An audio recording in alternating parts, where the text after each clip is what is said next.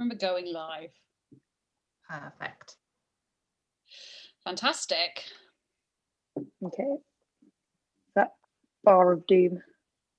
Hello to every. Oh, there people are coming in now. Fabulous. So, hello to everyone who's witnessing the pre-tech chaos of mental health mates at home. So can you make us host me? Yes, I'm going to do that now.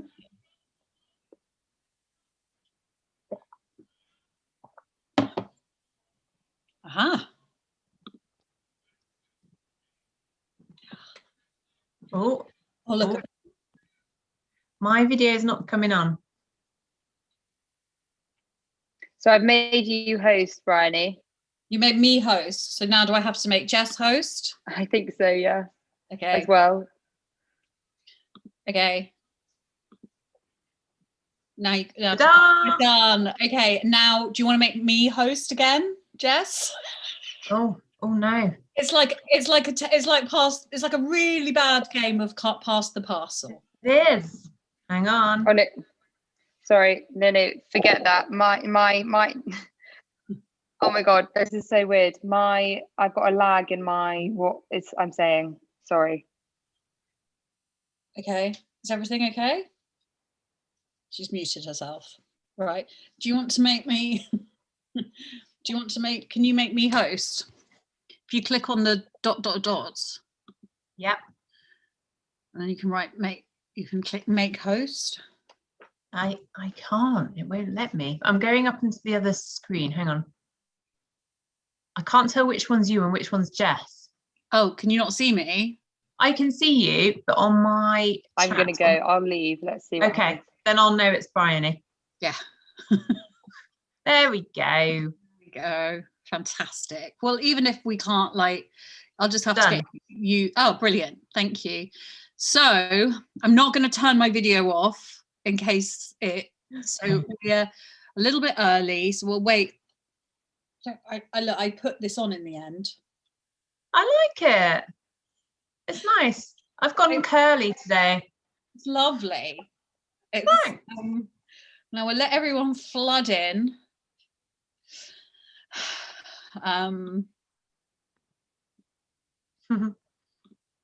It's the awkward bit, like in an Insta Live.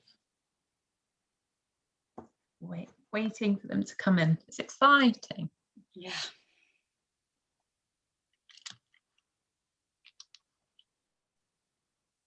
I'm going to silence my phone.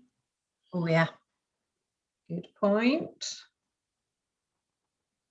Not that anyone would call me. They might. Very rarely get phone calls anymore, apart from not even from my mum. Do you think people have stopped calling, haven't they? I think also as this pandemic's gone on, I'm much less. I like phoning someone feels like almost like a violation, which is ridiculous, isn't it? Because we've gone so into ourselves, and so and it's like it would be intrusive to phone them. And actually, what we all need is a good phone nutter. Like when I was a teenager, I would call up my mates and be on the phone for hours in the evening. That's what I mean. Yeah, good old natter. Right, everyone who's appearing, I just want you to know you are. Oh, look, we can get this chat going. A video call makes you miss them more. I quite agree, Kaz. Yeah. So just so everyone knows, we haven't officially started. We're going to wait. It is 6:30, so we should start soon. But I think we should wait a couple more minutes just to allow people to come in, and then we will start this month's Mental Health Mates at Home with the wonderful Jess from Beat. And we're going to talk about eating disorders, as it is Eating Disorders Awareness Week, right? It certainly is. Watching people come in. I feel like I should just go through and say hi to everyone. Hi, Andriana. Hi, Anna. Hi, Carol. Hi, Cass. Hi, Emily. Hi, Gabrielle. Hi, Jeffrey. Hi, Giles. Hi, Hannah. Hi, Hayley. Hi, Lee. Hi, Lizzie. Hi, Marla. Hi, Marion. Hi, Nikki. Hi, Rachel. Hi, Ruth. Hi, Tara. Hi, Trevor. Oh, good work. I apologise to anyone I've missed out. Right. Leave it a couple more moments. Mm-hmm. So, oh look, everyone's saying hello back. How nice. I want everyone to feel welcome here because we are at home. Now, last month's Mental Health Mates at home, I did in my dressing gown, Jess, because I just got out of the bath. And I want people to feel at home, like properly at home. And I hope that everyone is at home, relaxed. It's Lynn, not Trevor. Hi, Lynn. Okay, signed in on Trevor's. Yeah, but hi to Trevor too. I hope he's well. Yeah. So, but you know, the theme of these is to relax, and we want to recreate the magic of our Mental Health Mates walks in your homes.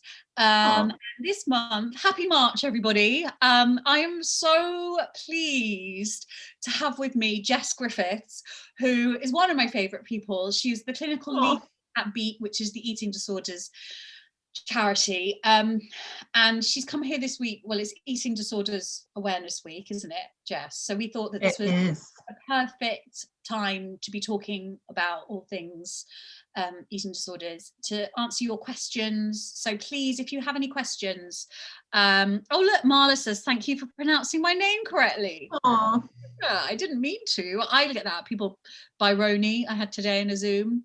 I was like, no, it's Bryony. It's Brian with an E. Oh, they called you Byroni. Yeah, golly gosh. Biryani, sometimes I get that. Anyway, we're not here to talk about that. No. If you want to ask a question, please, I would love it if you could put them in the Q&A box, which if you look at the bottom where you can see raise hand and polling and share screen and all of that, or I can see that, I don't know if you can, but you'll see there Q&A, and you can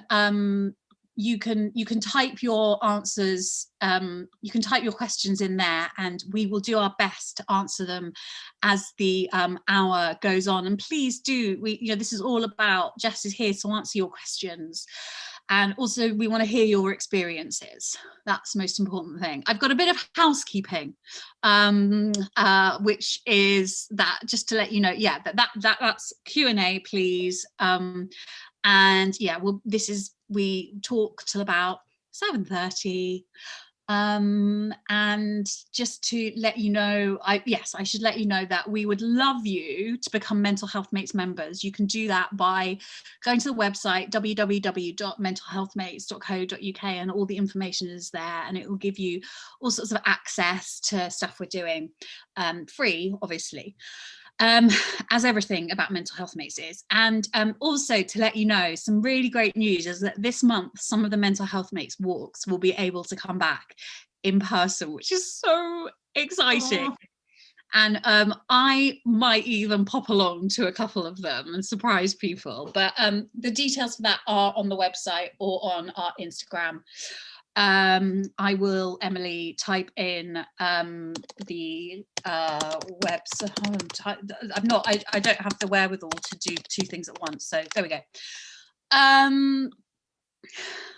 Right, and I think that's it. And where the walks can't come back, there will still be the Zooms, which have been so great. And a big thank you to all the Mental Health Mates walk leaders who have kept it going during these really difficult times.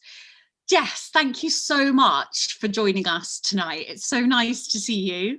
Thank you for having me. I'm so delighted to be here. Love Mental Health Mates, and I'm aware, and I know one of our BEAT ambassadors runs one in Chichester, so she's amazing. Yeah. Liz, is it Lizzie? Yes, Lizzie. She's so lovely. She must. I wonder if she's here. Are you here, Lizzie? Look, there's a Lizzie here, so I wonder if that's her. Yeah. Shout out to Lizzie. So this week is Eating Disorders Awareness Week, which is an annual event in the charity calendar, I suppose, which makes it sound like a sort of social event. But these weeks are really important in getting the message out. And this week, this year, it is.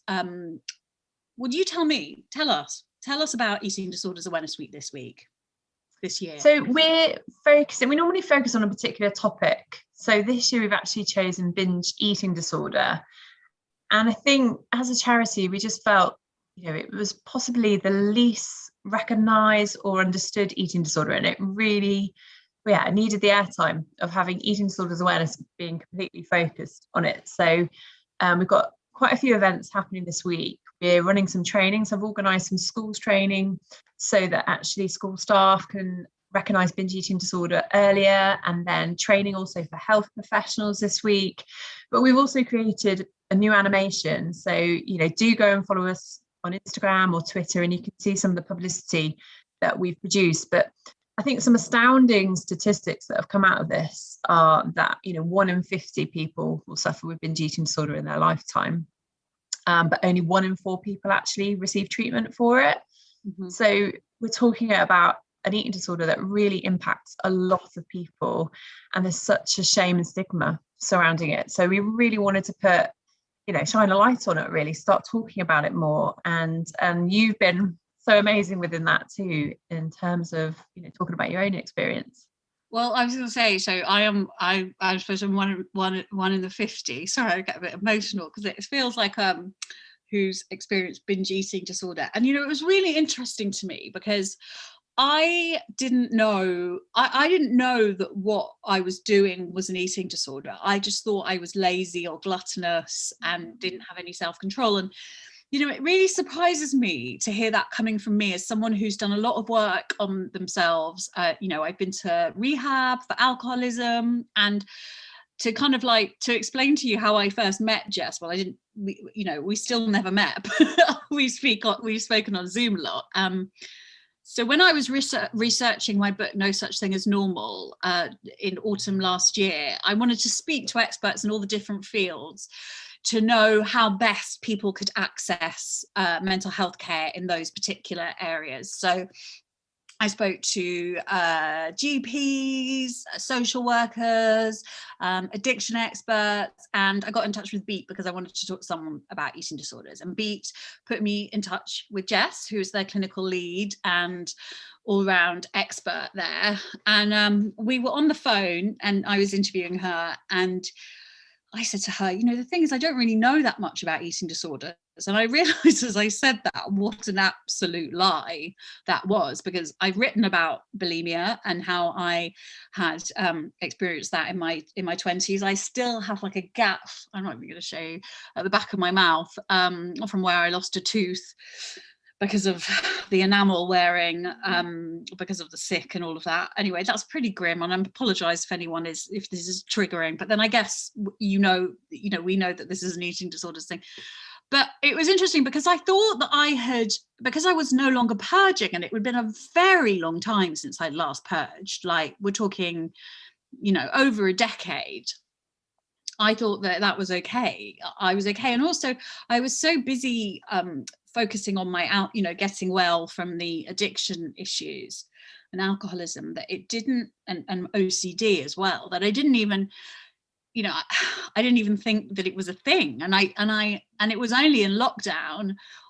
And it's really interesting because I think the more well you get, the more it's like they talk about it in recovery. It's like the peeling of an onion, Yeah. And the food really came up for me in lockdown. And I think I've kind of been thinking about this a lot this week. Like, was it always there? And I think probably it was, but not as intensely as it happened in spring last year. And I, and in a way, I guess it makes sense. All of my usual healthy coping mechanisms, like in-person 12-step meetings and just human connection, obviously had gone. Yeah.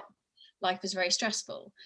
And I really was hitting I suppose what you would describe as a rock bottom when I spoke to you, Jess. And I remember speaking to you and sort of crying because it was this admittance that, because I just didn't know that it was a thing. As I said, I just thought I was gluttonous, lazy, and all of that. And there's a lot of shame, and as a woman who's done a lot of work on body positivity, I suppose, running a marathon in my underwear, it was like I felt like a bit of a fraud. And I've managed to untangle that because a couple of well-meaning people have said to me, so was that a lie? Are you not happy with you ran a marathon in your underwear? And I was like, yeah, because I wanted my body to be seen, and it's perfectly possible to want your body to be seen, but not always to be 100% in tune with your body. Yeah. Like, that's life, Yeah.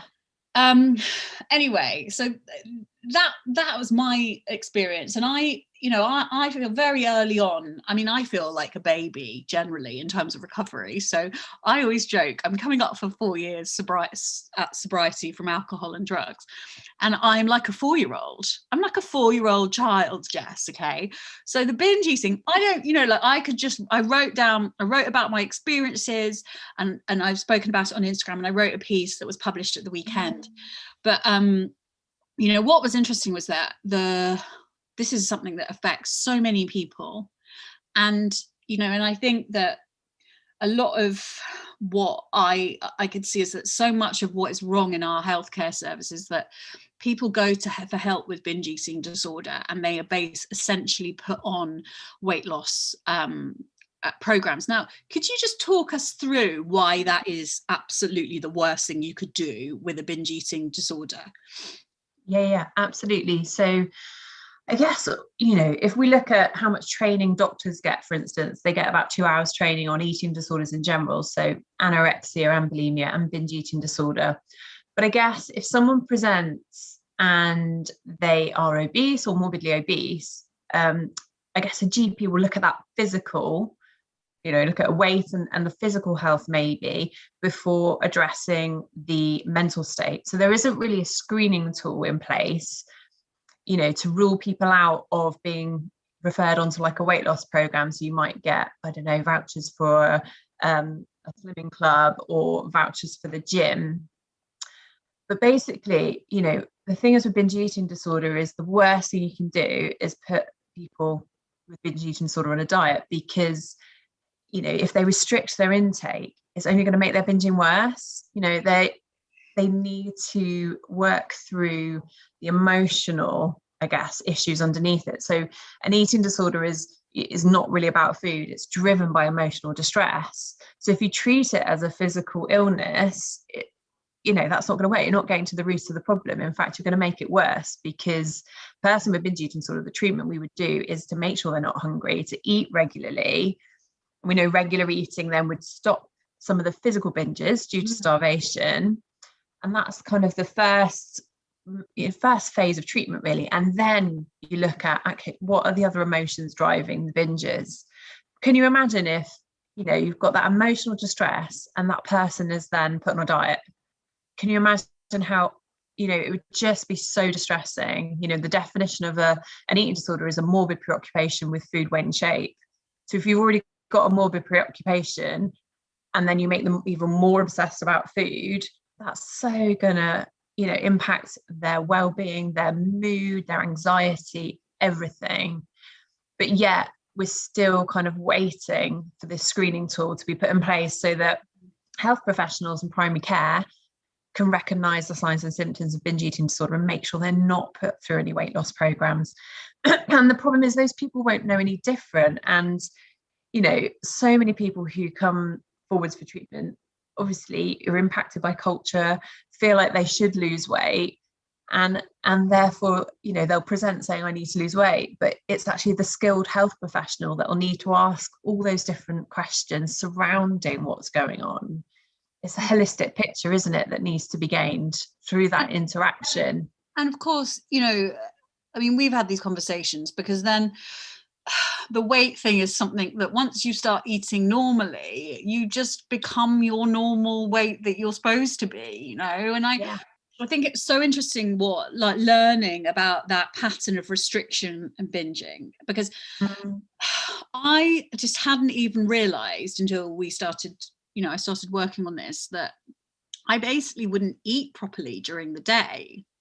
I was restricting to make up for what I'd eaten the night before, and almost setting myself up for the binge the following night. And I remember that thing of working with you. And I should say that Jess is a psychotherapist as well, so I asked if she could help me, and we'd gone well, and it seemed like a natural thing. But it was you. I remember you saying to me that you know, like, you've got to eat 2 portions of carbs for breakfast. And I was like, what? And I consider myself quite a sort of like wised up, clued up person on in terms of body, and not judging myself by my weight. You know, that's not my worth and everything. But like, I realized I haven't eaten like a sandwich or something for ages. I didn't eat breakfast. I had a cup of coffee, a fag, off I went, you know. And the revolutionary thing for me has been that when I eat regularly, and I have really had to force myself to do it over the last few months, but it really does make a massive difference to my energy, to my mood, and to those things. And so when the stuff comes up, I'm in a better place. When the emotional stuff comes up and I feel stressed, I'm in a better place to go, no, Bryony, just get on, you know. And it's about planning and being really organized. But for me, there was sort of beauty in those practical tips, you know, that I become so far removed from what is normal in terms of eating. And I think so many of us, most of us have, you know, disordered eating is everywhere, you know, it's promoted. It's, you know, it's kind of madness, you know, the clean eating, the green eating, the wellness industry has grown up into this thing that none of us really know what we should be eating and what's normal, and that it's okay. Absolutely. And I mean, to me, the lowest point was when spaghetti became courgette, to be honest. You know, it's just like, you know, understanding, you know, we need energy, we need carbohydrates to, you know, fuel us. But I think all of us are trying to discern what is healthy, what's right for me. And it's you're just bombarded, aren't you, with information. And I think the kind of everything in moderation voice gets really lost within this money making, you know, dieting industry. And so I guess it's important to recognize that you can suffer with binge eating as a result of kind of serial dieting. But really, binge eating disorder is really, it feels slightly different. So it's very impulsive. It is in a sense an addiction, and how it feels, that really big tension and almost, you know, escapism and almost out of body experience when you're binging. It feels, yeah, quite scary for people. That sometimes they don't even remember they've done it, or, you know, might be in the middle of the night. So it's important to look at them as a spectrum, you know, as well, of kind of emotional overeating, binging, and then binge eating disorder. That thing is really interesting, that they're not even realizing you've done it, and they're going into an almost trance-like state, which, you know, and not being able to stop yourself. And to me, it was so similar to the last days of my drinking, the knowing I didn't want to do it, but not being able to stop myself.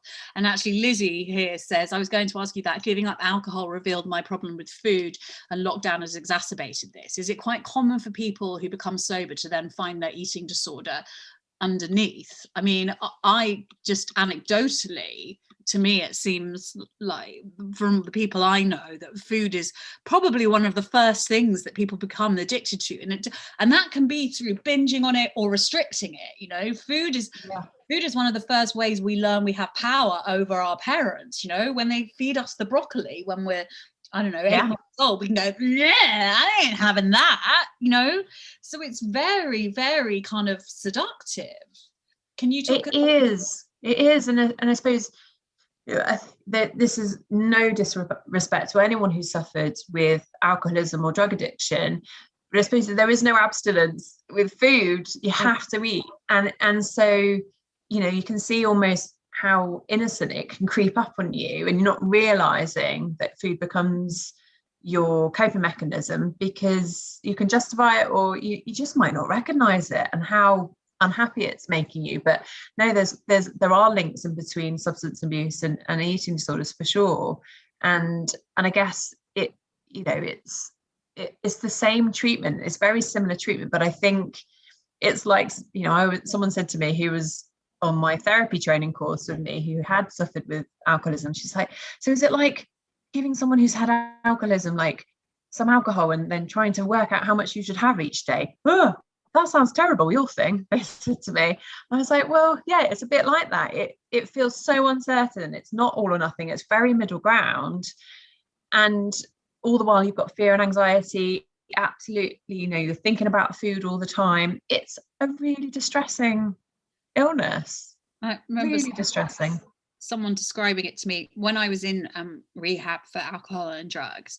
There were other people in the same who were in for eating disorders, for EDs, and you know, I remember that thing of knowing, you know, like it's by no means easy to get sober and clean, but like I don't have to drink alcohol to live, you know. And I remember these, you know, they're saying that it's like having to take a tiger out 3 times a day, or you know, with dealing with eating disorders, because as you say, that thing of trying to find a moderate ground. Well, when you're mentally ill, which is essentially what eating disorders are and alcoholism addiction is, middle ground is the furthest thing you're away from. You know, you're over there or over there, but there, you know, and it's so hard. I'm really interested as well, because the links between, you know, we can see anorexia as one thing, bulimia is another thing, binge eating disorder is a separate thing, and as if these will affect 3 different types of people, right? But that I know is not the case. Someone is saying here,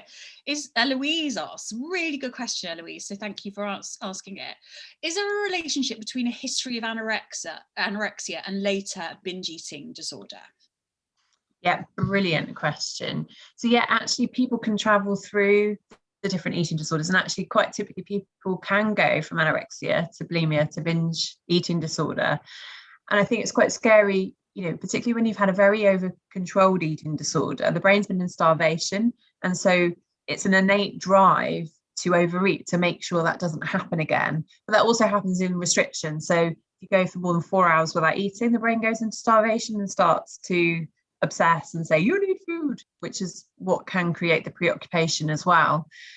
But yeah, and I think it's important to recognize that people can journey through those eating disorders. But also, you know, that I think, you know, in terms of how much treatment you can get for binge eating disorder, there's a lot more intervention for anorexia and bulimia. And I think people feel a lot of shame when they think, well, I've ended up with this now. You know, this is the one I can't kick. And what we're saying actually is you can absolutely can through EDOR. You know, there's really good treatments available.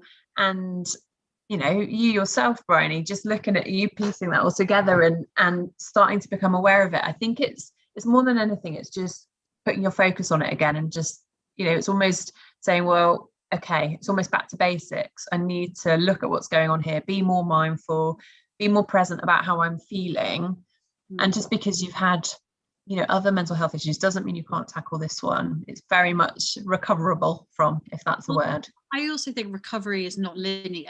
You know, what I would say to Eloise is that, and to anyone else who is, you know, one of the things that a couple of the comments I've had from people, you know, and I feel for these people that this is the way they think, but it's like another disorder, Bryony. And to me, it's like, if you didn't learn healthy coping mechanisms as a child, you don't suddenly learn them as an adult. Do you know what I mean? And right. Recovery is not linear, you know, change is not linear, and we have ups and downs and all the rest of it. And for me, mental health is something I very much have to manage. It's not, you know, in the same way that you don't tend to cure things like HIV or asthma or diabetes, you manage them. I feel very much the same way with mental health, and recovery is, you know, the recovery is similar. And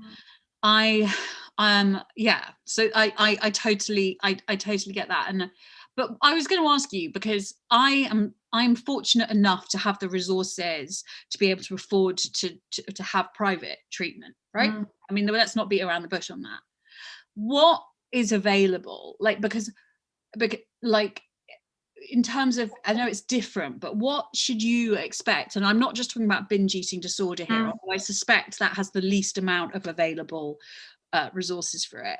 What should you be expecting if you are brave enough to go to a doctor and tell them that you are suffering from an eating disorder? And by the way, pardon me, kudos to anyone who does that. What are the kind of, because I think knowing what you are entitled to have and what, you know, is really helpful, because you can then fight your corner when you don't get it. And I'm to beat a beat sort of like they have sort of tips, but they have. Yes, we've got a new GP leaflet specifically for binge eating disorder. So what I love is this, it's just a really practical resource. You don't even have to say anything to your GP, you can just like hand it across to them, because I don't know about you, but when I go and see the GP, I'm like, I've got 5 minutes. How am I going to bare my soul, around what's going on? We want to take the pressure off and say, look, this explains to the GP everything you're entitled to and what symptoms you've got. So feel free to download that off our website. But actually, all the guidance from the NHS is saying that no one should be refused treatment based on BMI. So an eating disorder, like I say, it's all about the mindset. And that doesn't matter what weight you are, what behaviors you're doing. If you feel distressed and you have those symptoms, you deserve treatment. Right. I think the difficult thing is that through COVID, services were stretched before, they are more stretched now. One positive thing I would say is this week, if you contact Beat, you can have access to guided self-help through Beat, which is a one-to-one support. So if you're kind of listening to us today, we have people have sponsored really to have 30 places. So we haven't got lots, but if you really feel today that you would value that support, give the helpline a ring. We'll make sure that we share the details at the end. But there is availability there, and we're absolutely raising money and trying to campaign for more places for that. So we deliver the best kind of evidence-based treatment for binge eating. That's fantastic. And I will get I don't know if other Jess who works behind the scenes could find the Beat helpline and put it in the chat box just for and the website just for anyone who wants to access that and find out more about it. Hannah asked a lovely question, a fascinating question. Lovely Hannah, I should say. I've recently completed a self-referral form to a small regional charity that provides subsidised counselling sessions for mild to moderate sufferers. The help would be for binge eating disorder also. Well done, by the way, Hannah, for reaching out for help. Yeah. You're a legend. They've come back asking for my height and weight. Is this normal? With a background of eating disorders, I carry so much shame and don't want to share it, but don't want to be turned away. Wow, yeah, that is such a helpful question. I think in terms of any physical health issues, they've got to just have your height and weight on record. However, what I would say is that it's okay to go back and say, either what your an estimated weight is. If you do, if it's really going to cause you a lot of distress, that shouldn't really prevent you getting treatment. But it might be the criteria of the service that they say. It's around risk. It's not really around, sadly, protecting what's going on for you. It's just so they know how, any physical health issues. The other thing is sometimes we have people contact us who are actually underweight, and obviously we wouldn't want to give them the wrong treatment. So it's just making sure that you're assessed comprehensively. But I would just give them a call. If you put your referral in and you're worried about it, I would just kind of email them. If they're experienced in this, they should expect that and know how to advise you to make it less traumatic. Okay. Thank you so much. And thank you for asking the question, Hannah. Kim says, is binge eating disorder linked to anxiety and depression? I feel like I might have binge eating disorder, but not sure if it's a result of my other mental health issues or separate, which is, again, thank you so much. Everyone who puts these comments up here is just like, my heart is like, thank you. My heart is full because it means people, it's like, we all kind of get so much out of connecting with each other about this kind of stuff. Yeah. That interesting thing of like, is binge eating disorder a result of the other mental health issues or separate? I mean, often I kind of feel like it's all the same thing. It just manifests in different ways, and we can give these things names, but essentially, and each thing will have a different, there will be practical tips that can be applied to help you get to grips with it. But, it is all kind of like pain and suffering, isn't it, really? Yeah, it is. I mean, some of the research indicates that 75% of people with eating disorders have depression underlying. And I think we've got to remember that binge eating disorder is a coping mechanism. So it works. People wouldn't do it, people wouldn't get addicted to it unless they kind of felt that short-term relief, that they find it hard to, that distress that they find hard to manage.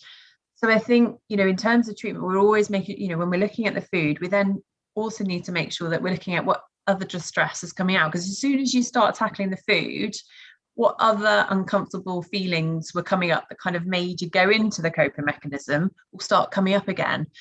So, we're very we're very conscious of working with what we would call comorbidities, which I know is a fancy word for other mental health issues alongside the eating disorder. I mean, but I would also, sorry, I was also going to say, when someone has binge eating disorder, I think the other thing that can feel confusing is because you can feel very low in mood.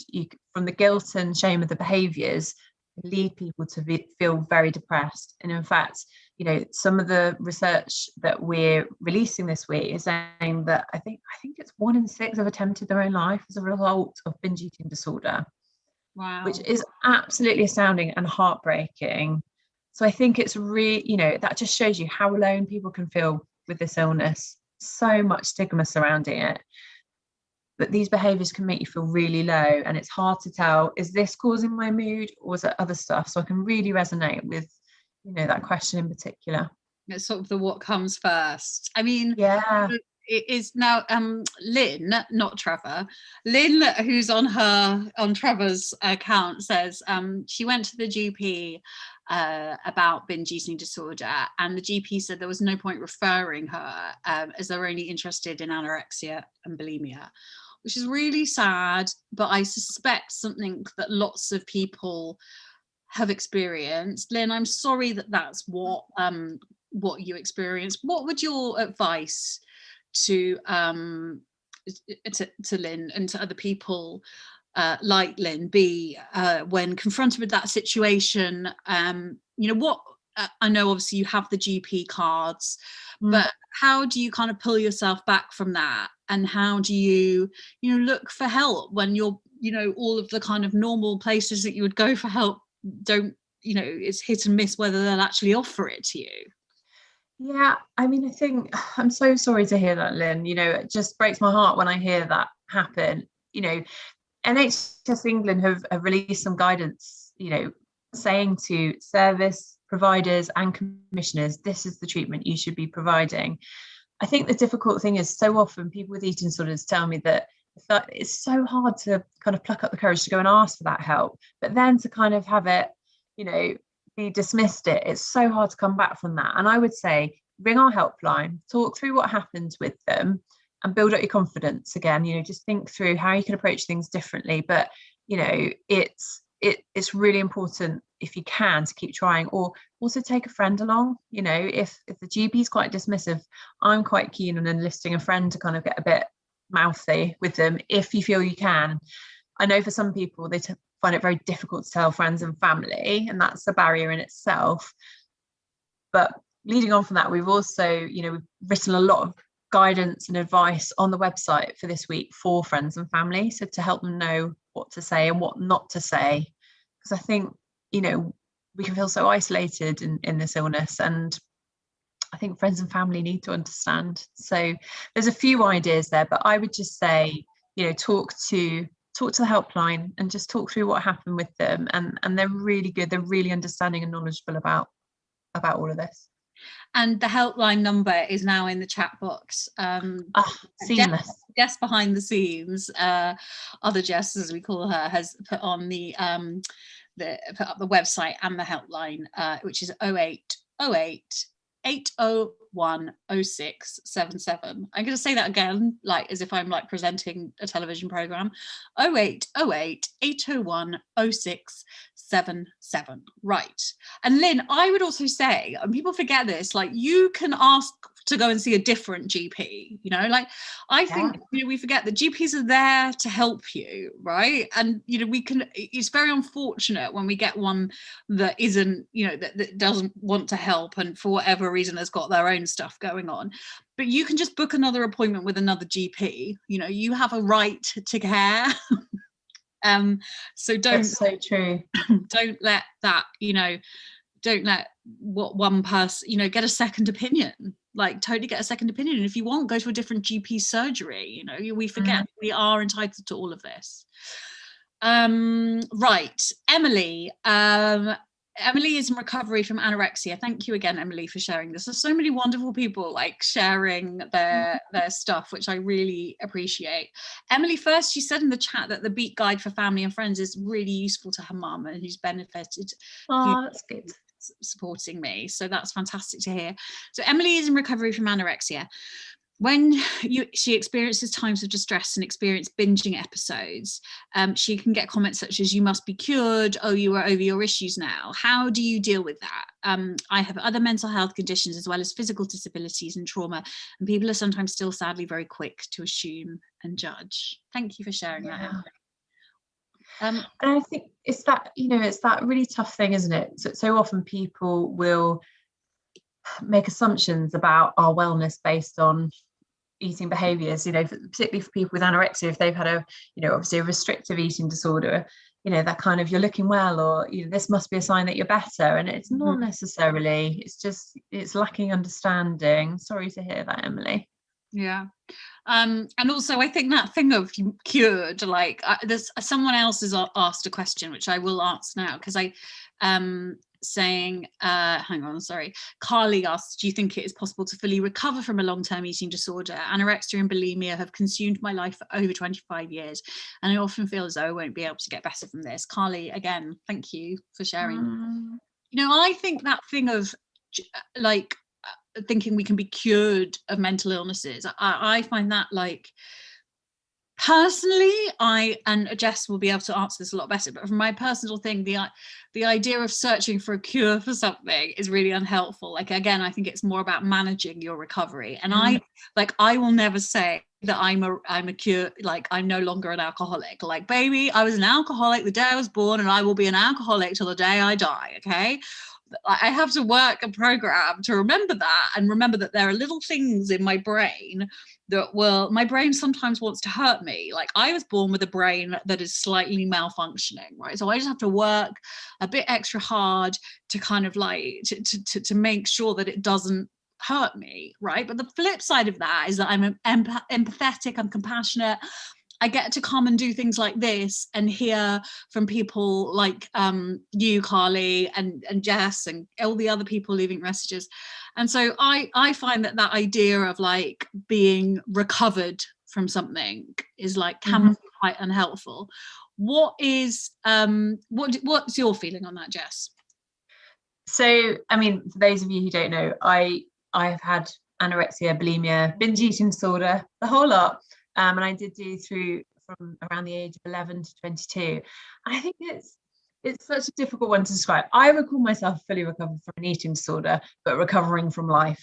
Like, it's underpinning my eating disorder for sure was, depression. And I would say I probably still manage that. I'm very well, but I think there's certain things that I have to do to stay well. The classic one for me is really, I just, anytime I find myself being hard on myself, I do not allow it. As soon as I tune into that, I automatically, all right, Jess, you need to take some time. So I think, and I'm 16 years down the line, so I've still been learning and growing. Even in the last 5 years, have learned so much about my own recovery. So fully recovered from an eating disorder, I think it's an interesting one. I would say I completely intuitively eat. I emotionally eat now and then. But fully recovered also means that it's a certainty, and it's, I don't know, you can almost see it as this perfect way of eating. There is no perfect way of eating. There's no perfect relationship with your body. So I think as long as you can see that full recovery still means quite woolly, but I consider myself well, that's what it means for me. If that makes sense at all. And can we say thank you, Jess, for sharing that? Because it doesn't. It's. My heart really is full tonight. Kim's message going, she didn't know binge eating disorder was a real thing until I read it on your Insta, Bryony. Thank you, Kim. And now I think I need to seek more guidance on it and not feel guilty. Yes. Please, yeah, do talk to someone. Reach out to the Beat helpline. It would be the best thing you ever do. So right, there's so many questions coming in and I want to kind of try and get through them all. There's a couple of people who've asked a similar question. So okay, so Hayley and an anonymous attendee, they've both asked how do people distinguish the difference between overeating and binge eating? Because like that's an interesting thing to me, and something that we've spoken about a couple of times. Like for me, if I have a second helping of something I've eaten, like something I've cooked, that isn't a binge. That's like, oh, I liked that, I'd like a second helping. For me, it would be like eating all of it, then going into the fridge, and then eating packets of, like 10 packets of crisps, and then eating raw chorizo, and then that to me is a binge, you know. Yeah. And I think, but what also I'm interested in, like the difference between emotional eating. Like there's a world of difference between like seeking some comfort at the bottom of a pint of Ben and Jerry's, and the kind of thing that happens when you're binge eating. Can you sort of like talk us through those differences? And I think it's really important to talk about this, because it can feel quite confusing, and I think you've described it really well there. In terms of a binge eating episode, that would be much more than you would normally just having an extra helping. It feels, like I said, it almost feels out of control. It's very impulsive. Some people would even consider they were in a trance-like state doing it. It might be secretive. It would be something they do on their own. Maybe they might hoard food. They might plan it, you know. And it feels very different than just having, you know, another couple of chocolate bars on one evening. It's driven by, some people would say like this monster within them that doesn't feel satisfied until it's had this binge, and almost you could be full to your stomach being distended. It sounds much more significant, I guess, than, you know, the occasional kind of overeating, comfort eating, which probably everyone's done over lockdown because there hasn't been a lot else to do. I think it's that almost like that out of body and experience of impulsive and secrecy, and just it's really even stuff you don't like, even food that you know, it's almost quite punishing. I think that's the thing. You don't enjoy it. It's not like, oh great, I'm having this food. People will binge on anything, like frozen stuff, whatever they've got lying around. I'm going to just run through a few because I can't.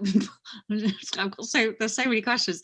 Eloise says, these are quick fire ones that you can. I'm curious about whether we can access the research you mentioned that will be where will it be released, and where can we find it? So I think if you go to the Eating Disorders Awareness page on Beat website, so if you look on the Beat website, on the front should be all our Eating Disorders Awareness research and animations and everything. Should be able to access it through there. Fantastic. Lee, hello Lee. Can you suggest any good free download workbooks on how to overcome eating disorders? Yes, I've got a really good one I would suggest. There's a self-help guidance called Overcoming Disordered Eating, and it's on the Centre for Clinical Interventions, actually in Australia, but it's completely free, and it's a self-help resource. Okay, I'll try and type it in the chat maybe. So I tell you what, why don't you type it in the chat while I do that. Some of the things, because there are people that are just there are people that are just putting comment, you know, like, so I can just read those out while you put that in. Go for it. There's a lot of people going talking about Lynn says, should I not be trying to lose weight then, as I'm very overweight and keep trying things, currently noom but not doing consistently? Yes, you should not. The thing, I'll answer this, you type away. The thing is, if losing weight is your motivation, you won't this is what Jess told me, because I obviously have a really tricky, like I don't want to, like, it for me it's not a weight thing, it's about not harming myself and not feel, it's not about how I look, it's about how I feel. Although I am overweight, but I'm naturally on the larger side anyway. But also, as Jess has explained to me, if the weight loss is the motivation, you're not going to get to the bottom of it. And actually, when you start to eat normally and in a non-bingy, restricty way, your weight, thank you, Jess. There we go. Your weight evens out anyway to what you're supposed to be. And by that point, you're not going to give a shit because you're going to be well, right? Yeah. And the thing is, dieting, like I said, dieting makes you focus on food, weight and shape even more. So once you stop thinking about food, weight and shape, you might discover lots of other things in life, you know, to stop obsessing about it, other things become more important. But I do believe, you know, once your body settles and you're not binging, it's not guaranteed that you'll lose weight, but there's so many calories that maybe could be eaten in a binge. Actually, regular eating makes your weight settle anyway. It's what I would say is your mental state is very, very important. And if you think that you might have binge eating disorder, it would be worth trying the regular eating first to see how you get on, rather than that kind of spiral of consistent dieting, because you might feel so much better. Another book that I would recommend, but you do have to buy it, is this one, Overcoming Binge Eating by Chris Berber. So this one, I think it's about a tenner on Amazon, but it's actually this is guided self-help program, and the research base behind that is that you can actually do that alongside anyone, really. It doesn't need to be a therapist necessarily, and it goes through the different steps of treatment. So the first stage is self-monitoring, so writing down everything you're eating, where you're eating it, what you're drinking. And it's a bit like kind of Bryony was explaining, that's where we started to see patterns. And then the next stage is implementing the regular eating, so you're not hungry. Third stage is distraction technique, so looking at the times when you're vulnerable to binging and starting to, I guess, when you take away the binging, it leaves a bit of a void, doesn't it, if you think about it, because it's a time filler. So it's also putting in other things that you like and love, or booking in telephone conversations maybe when you were binging at those times. And then step 4 is problem solving, which is obviously really helpful, because that problems are one of the ways we can feel distressed. And then there's a kind of a module in there around dieting and body image as well. So it covers lots of really helpful information. I would really recommend it. And like I say, if you found someone who could support you with that, then you even a friend could keep you accountable, if that would be helpful. I've put the link that Jess put, because Jess. Did I do it wrong? No, you didn't do it wrong. It just only got sent to panelists only got sent to me for some reason. Oh. That's just like Zoom, isn't it? But I put it in, and you can find it there. And of course, I'm just going to read out a couple of things, because I think it's really interesting, because the weight thing, and obesity for me is like, there's such a huge amount of shame attached to it. And it's sort of acceptable, and someone, anonymous attendee, said I don't say she, it could be him, I don't know, finding it tricky thinking about putting myself at risk being a higher BMI with COVID. It feels shameful, especially as I have young children, and feels like I should be able to do it for them. But that's just like, that really annoys me, because not the person that said that doesn't annoy me, but that the expectations that society puts on people, I couldn't get sober and clean from drugs and alcohol for my child. Do you know what I mean? Because I was an addict.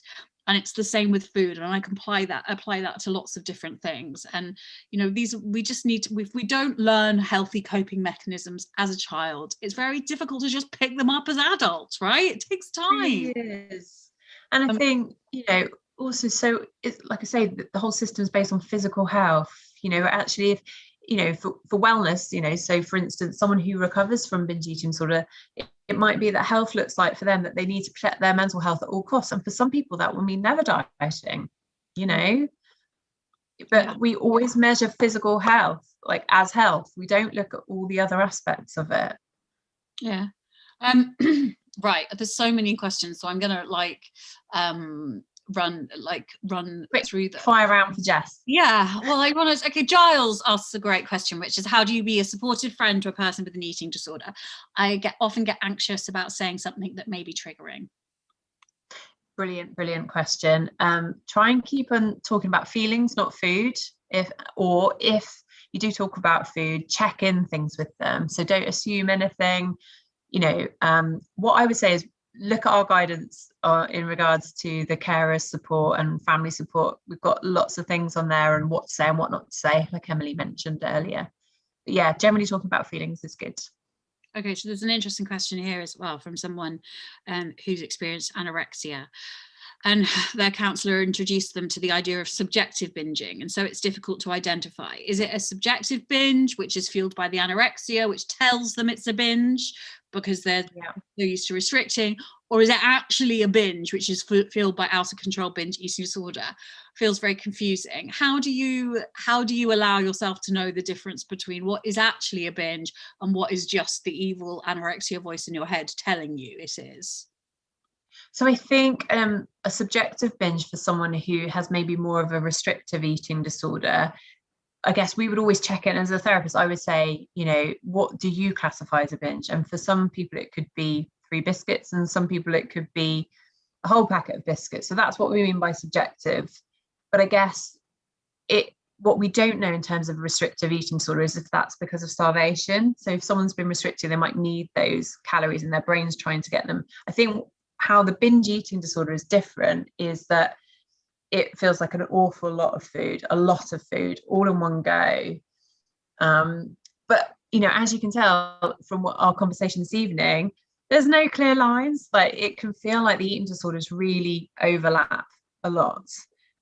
And, you know, when it comes to a subjective binge, if it makes you distressed, it makes you distressed, which is why it's called a subjective binge, you know, because for someone that might make them distressed, or for someone else eating all different kinds of foods. So it's finding out where the distress or where, you know, the behaviors come from in relation to the individual, you know, around food, weight and shape. So I think it's really good that, you know, that your therapist or whoever's brought that in. I guess, you know, I'm wondering what the question was as the result of that as well. I'm not sure if I've helped there. Just to say that I think, well, I've for some reason it's disappeared, but it was about the confusion, and I think that's it's great to talk.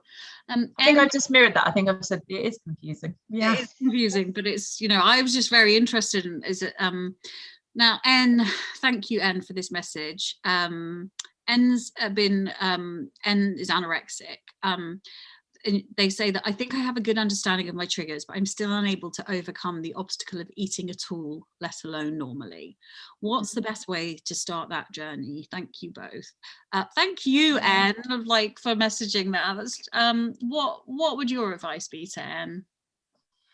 I think it's really hard to do on your own. I think, you know, I see people so distressed by eating, and it's, you know, it's the thing that you fear the most. To do that on your own and to have the motivation to do that on your own is so hard.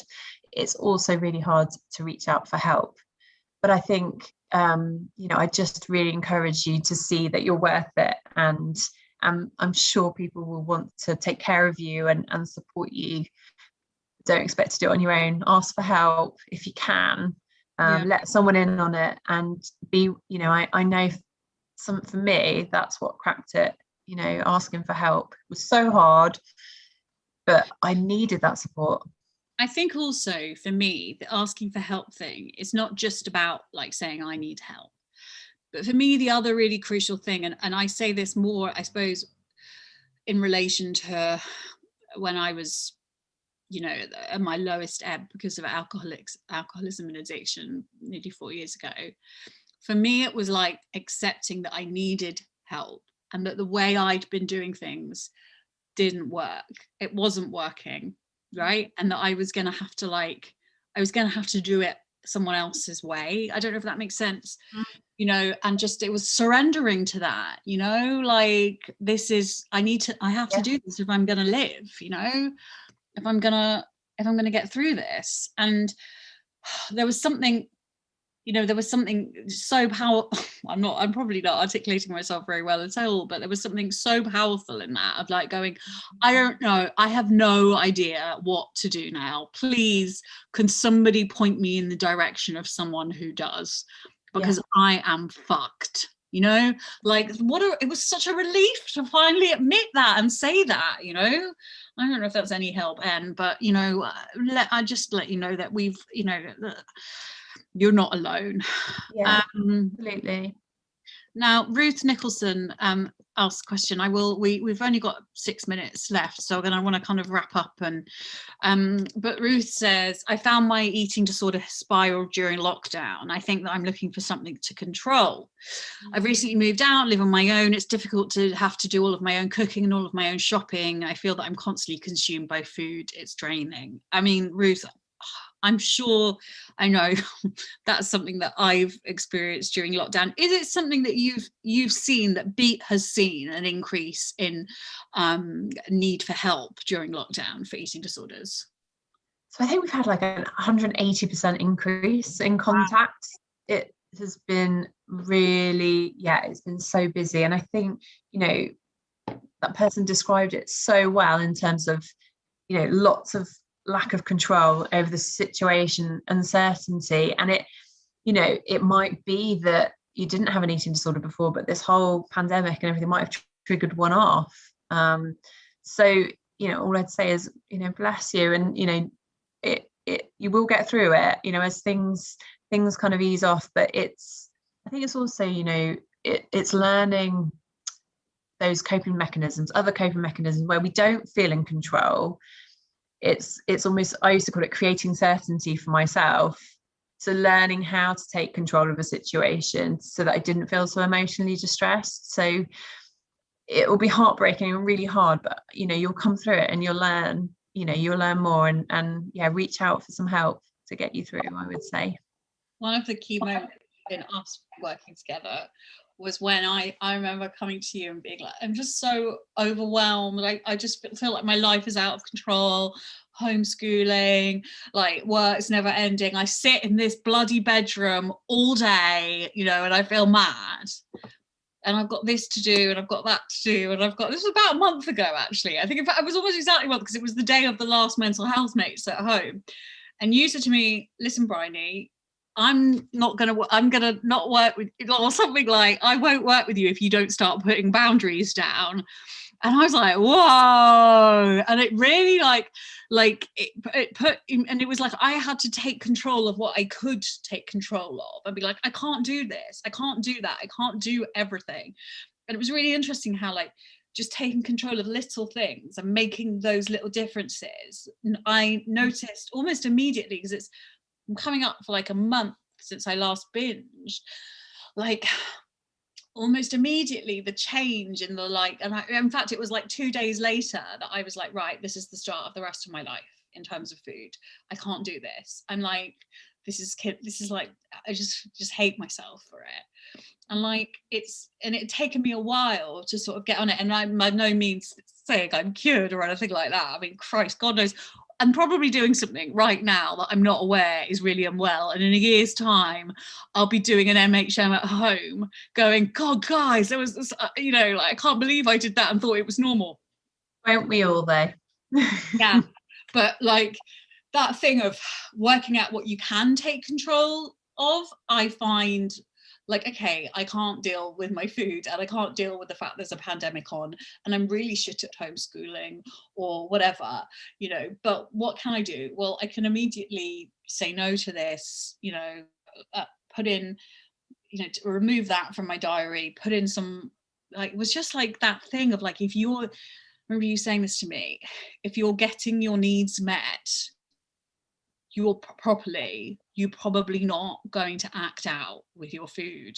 And it was oh shit, I'm not meeting any of my needs. I'm meeting everyone else's, but and it's really, I know, the self-care thing can still, even me, make me go ugh, but it's really true, right?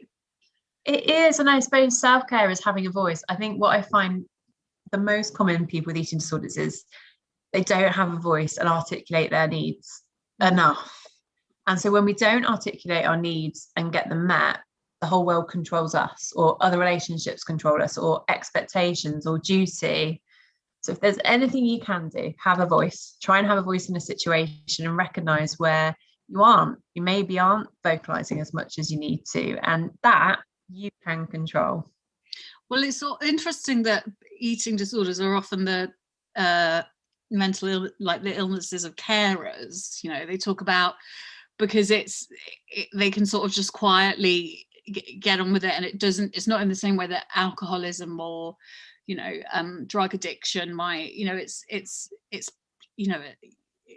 really fascinating. I mean, I feel like we could talk about this all night, and I know we are doing a live, aren't we, on Thursday evening via the Beat Instagram. We are indeed. So, but like, I just feel like I'm so grateful to you, Jess, for coming into my life, and the universe throwing you into my life, but also for all you're doing at Beat, you know, to help people during this extraordinarily difficult time, but also the kind of bravery of focusing on binge eating disorder, especially at a time when there's so much shame attached to obesity and overeating, and, you know, papers go hell for leather against the obese as if they're like evil, you know, and not just some There's of them. no compassion, is there? No. And so I really genuinely, I appreciate it so much. I mean, just the conversations we had, like, I just think to myself, if I'm just learning about, like, we all, you know, I hope that in, say, 5 years time,